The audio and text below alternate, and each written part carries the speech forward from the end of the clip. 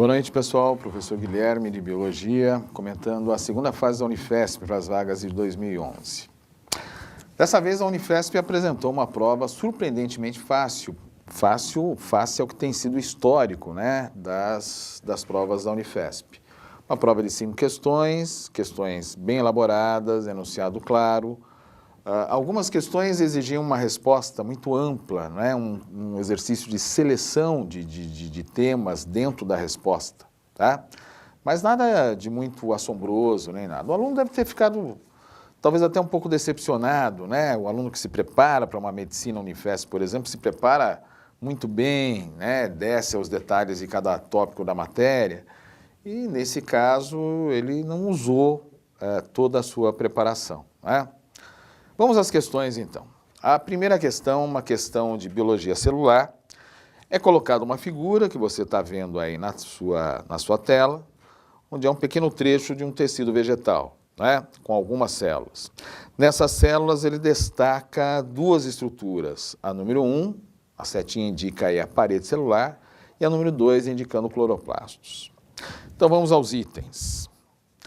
A imagem, diz o item A, mostra um conjunto de células animais ou vegetais. Justifique. Então, células vegetais, dado a presença de estruturas que são peculiares, exclusivas das células vegetais, como o número 1, parede celular, número 2, cloroplastos, além da evidência aí bem clara de grandes vacúolos, né?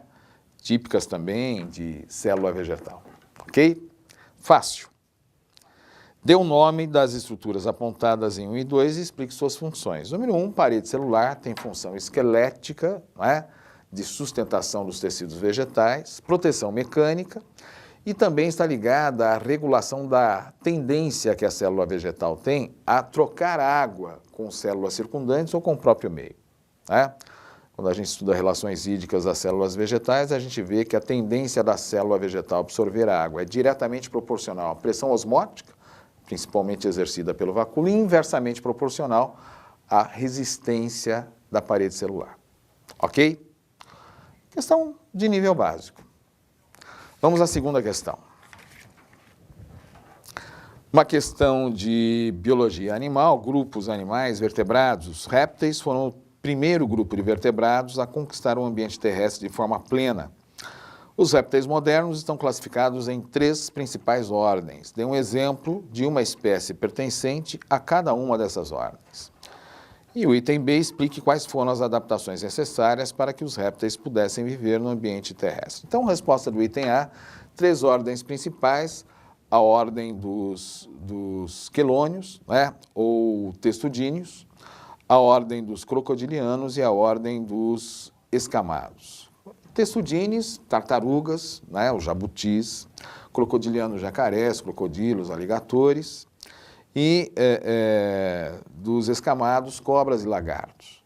Tá? Claro que você ia dar um exemplo, como ele pediu, né, de cada uma dessas ordens. Principais adaptações dos répteis que se tornaram um grupo considerado de maior, que conquistou definitivamente o ambiente terrestre. Só faz sentido aí se você fizer uma comparação com os anfíbios, que é o grupo anterior aos répteis e que originou o grupo dos répteis, não é? Os anfíbios, eles tinham claramente dificuldades de adaptação ao ambiente terrestre. Vantagens dos anfíbios: animais tetrápodes já desenvolvem, pelo menos em sua maioria, 4 patas para locomoção. A respiração pulmonar. Entretanto, nos anfíbios, os pulmões ainda são pequenos e pouco eficientes.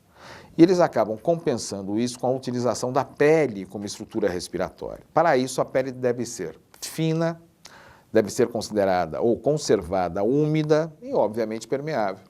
Com esse tipo de revestimento corporal, o animal não resiste a ambientes mais secos, ele desidrata com muita facilidade. É uma limitação que o animal tem à ocupação do ambiente terrestre, portanto. Tá? No quesito reprodução, os anfíbios também estão muito mal colocados. A fecundação é externa, regra geral.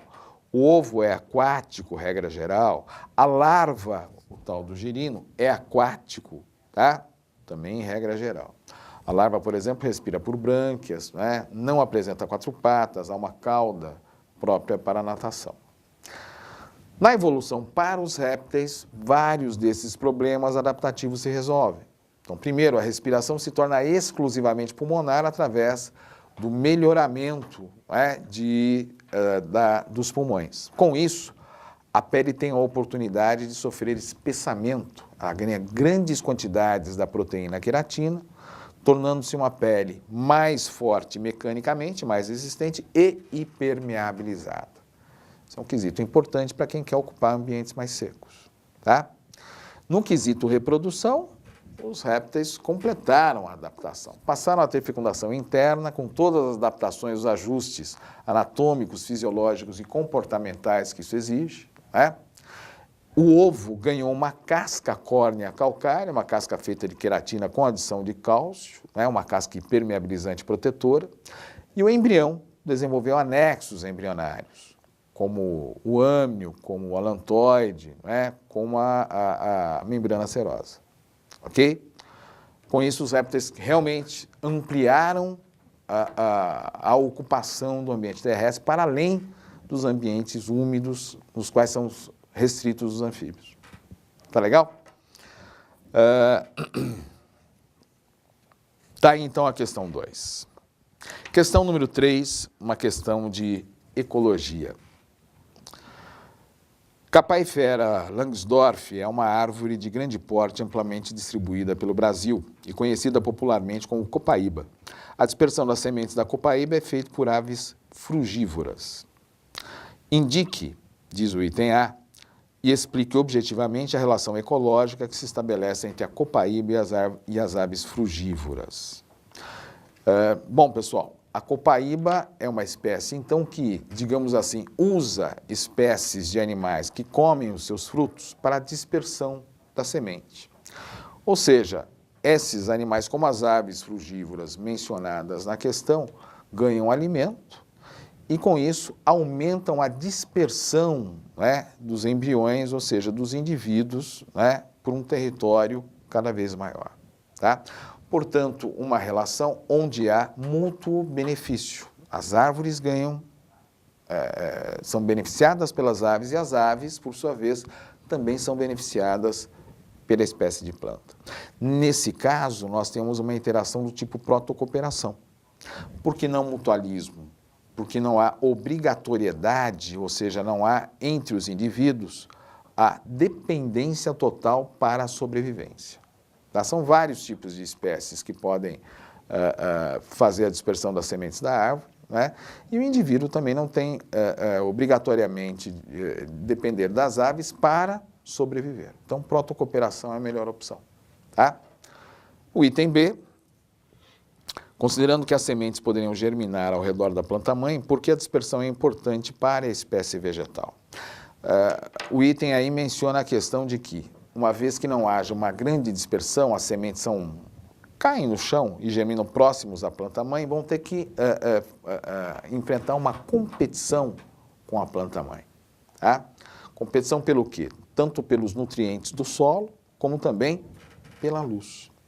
Então, conforme ocorre a dispersão, você tem uma redução dessa competição entre a planta-mãe e a sua própria descendência, né? Isso aumenta a eficiência de sobrevivência da espécie. Tá ok? Questão de número 4, mais uma questão de ecologia, colocando aí uma questão, inclusive, atual, né? Veja só, em carta enviada à revista científica Science, cientistas brasileiros afirmaram que mudanças no Código Florestal Brasileiro, aprovadas por comissão especial da Câmara dos Deputados neste ano, poderão levar a mais de 100 mil espécies à extinção, além de aumentar substancialmente as emissões de gás carbônico na atmosfera. Há qual problema ambiental causado pelo aumento das emissões de gás carbônico e quais as suas consequências? Então, um tema muito atual. Nós sabemos que o gás carbônico é um dos principais, se não o principal gás estufa. O efeito estufa é aquele em que a atmosfera retém calor, né, que a superfície do planeta exala e deveria sair para o espaço exterior. Como a atmosfera retém esse calor, isso equilibra, ou seja, reduz as variações de temperatura ao longo do tempo no planeta. Ou seja, o efeito estufa é um efeito benéfico, né? medida que ele estabiliza o clima, reduz grandes variações no clima. Isso é um fator importante. O problema maior é quando você aumenta, intensifica o efeito estufa num período de tempo muito curto. As emissões de gás carbônico em excesso têm sido realizadas principalmente pela queima de combustíveis fósseis, como petróleo, carvão, o chamado gás natural, e também pela devastação, principalmente devastação florestal. Um indivíduo, um ser vivo, ele tem no seu corpo uma quantidade de carbono armazenada na forma orgânica. Quando esse indivíduo é queimado ou é morto, esse carbono, então, é degradado da forma orgânica para a forma de CO2, preferencialmente, e enriquece a atmosfera com CO2. Tá? Essa flexibilização do Código Florestal, como tem sido feita, que tem sido defendida, né, pela ala ruralista no Congresso Nacional, tem reduzido, tem implementado principalmente as seguintes medidas, né? Redução de preservação permanente em torno de rios. Os rios precisam ter a mata ciliar, pela lei atual, 30 metros de cada margem. Eles querem reduzir para 15 metros, ou seja, uma faixa de 15 metros de da mata ciliar a cada margem do rio pode ser simplesmente derrubada, né? Isenção de reserva legal para pequenos agricultores. Então, a lei diz que se você vai ocupar um terreno que tem uma mata, você vai usar apenas uma parte do terreno para a agricultura. O restante precisa ter mata preservada. Eles querem acabar com isso, tá? Você pode usar 100% do terreno em alguns casos, em outros casos, redução da quantidade de mata que precisa ser preservada. Então, o problema todo é esse. Quando ele pergunta, como no item A, o problema ambiental causado pelo aumento das emissões de gases carbônicos, quais suas consequências, você vai falar exclusivamente do efeito estufa intensificado, causando aquecimento global, por exemplo, reduzindo os gelos do planeta, aumentando o nível dos oceanos, ocasionando distúrbios no clima, reduzindo, por exemplo, capacidade de produção agrícola, né? E uma série de outros efeitos, ok? No item B, segundo os cientistas, a flexibilização do Código Florestal estimulará o desmatamento e reduzirá a restauração obrigatória de áreas nativas ilegalmente desmatadas. Explique como essas mudanças no Código podem levar à extinção de espécies e ao aumento das emissões de gás carbônico. Como eu disse, o aumento das emissões de gás carbônico estão ligados à derrubada de mata, né? Isso já expliquei anteriormente. Agora, extinção de espécies é bem óbvio, né? Não só pela derrubada da mata em si, como também pela questão dos desequilíbrios em cascata que a derrubada de grandes extensões de mata acaba ocupando nas extensões de mata remanescentes. Muitas vezes, pequenos focos de mata, pequenos trechos de mata, não têm as condições necessárias para sustentar muitas espécies animais e vegetais que dependem de grandes extensões. Há também alteração das teias alimentares, né? Há alterações climáticas, né? Como redução, por exemplo, de umidade, redução de chuva, alteração de temperatura, uma série de problemas, tá? Então, essa era uma questão em que a resposta era muito ampla. Você pode encontrar aí maiores comentários na resposta escrita. E finalizando, então, a questão número 5, que é uma questão de fisiologia da nutrição, em que você tem duas tabelas de alimento 1, alimento 2, descritos nos seus valores nutricionais. Qual dos dois alimentos um hipertenso deveria optar? O alimento número 2 é menos rico em sódio. Sal é uma coisa que o hipertenso deve evitar. Por quê? Porque o sódio retém água no sistema circulatório. Mais água no sangue, maior volume de sangue, maior pressão. Existem dois componentes do rótulo que podem influenciar no aumento da pressão arterial e explique de que forma exerce essa influência.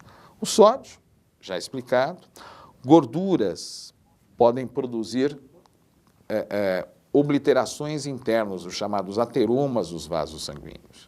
Esses ateromas vão reduzir a capacidade do vaso conduzir sangue, Como resultado disso, você pode ter alterações profundas e pressão arterial. Ok, pessoal? Espero que você tenha ido bem na prova e até a próxima. Um abraço. Tchau.